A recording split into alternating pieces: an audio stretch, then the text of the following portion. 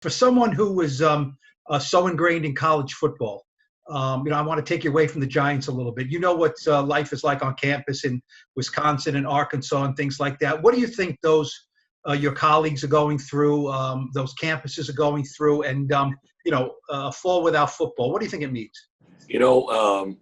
Obviously I have a lot of friends still in that line of work, and we're all coaches at heart. And, they actually kind of started going through it even a little bit earlier than us. I think some of them, got this whole jump on Zoom meetings and all the interaction that you had to go through during this process. So it's probably been a little more interactive between college and pro than any other time. When I was in college football, I would go to OTAs during the spring, but I really didn't interact with NFL head coaches or NFL assistants because your seasons were, at the same time, but also kind of overlapped in a way you didn't really professionally develop with them. But I think everybody's learning as they go through this thing. And, I think there's been a big learning curve from players, coaches, and everybody involved. Brett, you've been a head coach, for a lot of games, for a couple of high-profile college teams. You worked with Joe Judge for a couple years in New England. Could you see he was on track to be a head coach? And what do you think will ultimately, make him a successful one? Obviously you guys have talked to him. I knew Joe Judge's name before I went to New England. And then obviously during my time there over 2 years, just the first meeting I ever sat in front when he was, going over details that Coach Belichick would give him, it was just very impressive to realize the football presentation, awareness, his voice, his demeanor. It was very intriguing to me. I'd always had a special teams background and an interest. So to hear that firsthand, but then to get around him and see the general football knowledge that existed. And then on a personal note, his family and his the way he's a father and the way he interacts with his, colleagues as coaches, his interaction with players, you knew he had big things in front of him and very excited to be here with him.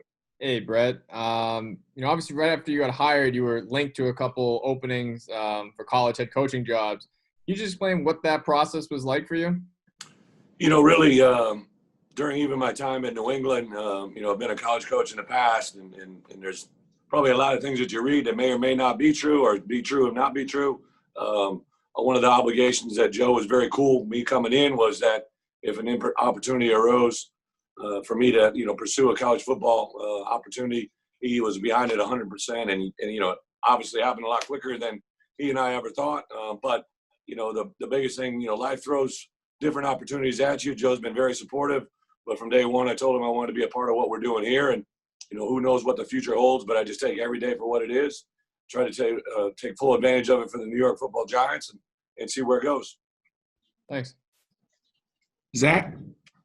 Hey, Brett, did you come close at all to getting any of those jobs, or is college something that you ultimately want to get back to eventually, like to be a head coach back in college or anything like that? I think in football, you just, I got a very wise opportunity when I became an assistant coach from Hayden Fry. So there's two types of coaches. There's coaches that try to look to their next job, or coaches that take advantage of the opportunity they have. And I've tried to live that life not only as an assistant, as a coordinator, as a head coach, but now as an NFL assistant coach, and now this opportunity with Joe. I just try to be the best I can every day, how I can help our staff, how I can help my players. And as that grows, as opportunities come, you just kind of process them as they go. I don't really know where it's going, don't have a great plan. I'm just trying to always be active and proactive and do the best job of where I'm at. And then with the guys you have in this building, you have a lot of young outside linebackers that you're coaching up. What's your impression of, even beyond Marcus Golden? There's three young guys, that Kyler Fackrell and Lorenzo Carter and O'Shane. What's your impression of those guys so far? They're all very impressive. I think as a group, we always talk about OLB DNA. What we are, what we represent, when we're there, when we're not there. They've been a good group to work with. There isn't any really true all-stars, just kind of guys that show up to work every day, got a blue-collar mentality. I think represent the New York Giant Blue really, really well. You know what I mean? They're hard workers. Not saying they aren't going to be stars or superstars, but they're guys that are working in process. I have two rookies. It's probably why my voice is the way it is, trying to bring them along on a daily basis. But overall, Joe and the personnel department have done an outstanding job of giving us a good group of people to work with, and it's just fun to come to work every day. Thanks, bro. Yeah. Rob? Brett, given the various forks that your career path could have taken this offseason, and you look at what's happening in college football right now, where most of the teams aren't going to be playing. I guess how fortunate do you feel like you didn't, accept one of those potential offers where you would have been not even coaching probably this fall? Again, when I got into this profession over almost 27 years ago now, like I didn't ever have a goal other than to just do the best job in front of me.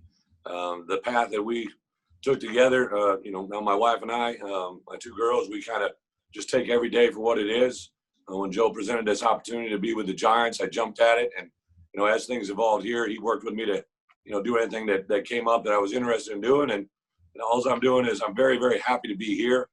I think this is such an unusual time in everyone's lives that everything you're going through from COVID to, the transition of what you're talking about in college football, all you have to do is worry about today.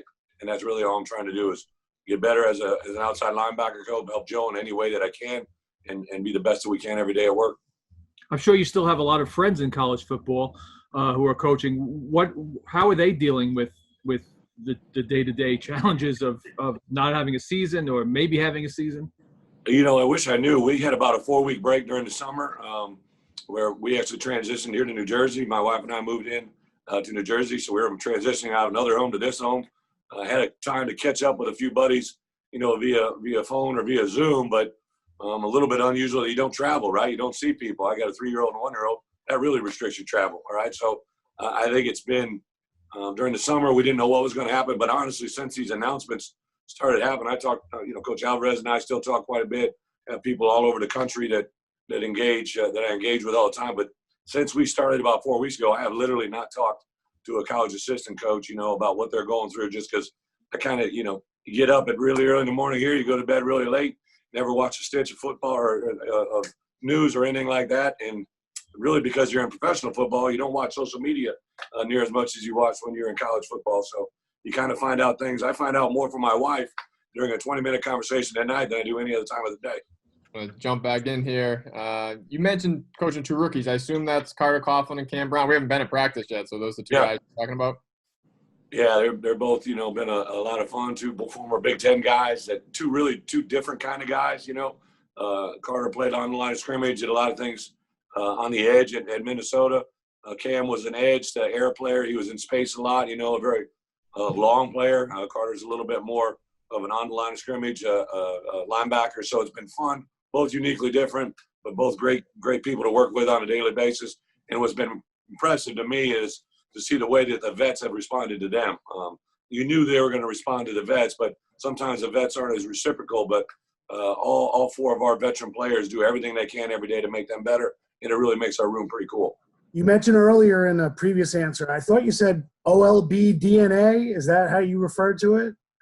Yeah, one of the things that I've always kind of talked about is, everybody knows what DNA is, right? So DNA is something that's in you that describes who you are, and it's built every day, right? You're given it at birth. But as an outside linebacker group, we try to do things every day to establish who we are to the outside world, to our teammates that play around us, to our teammates that are in the room with us. We just kind of always stress it. And, that's just a big part of what I try to get to the group. And hopefully it's positive DNA. I know DNA can have a bad connotation. We're trying to have positive DNA. Can you just describe your philosophy, what you preach to your guys, what an outside linebacker needs to be? First and foremost, to respect the game. I think that's a big part. But we have, 3 things that we kind of hold tangible is just the process that makes up that DNA, to be consistent. We have to, obviously, we're playing on the edge. We're outside linebackers, so you have to have great edge awareness. And then football IQ and situational football always got to be big, So if I have a group of guys that maintain those 3 things, we got a chance to be successful and hopefully give Pat a tool as a coordinator, to give our program a tool as an outside linebacker group, and fit into the group of players that we take out on the field on Sunday to have a chance.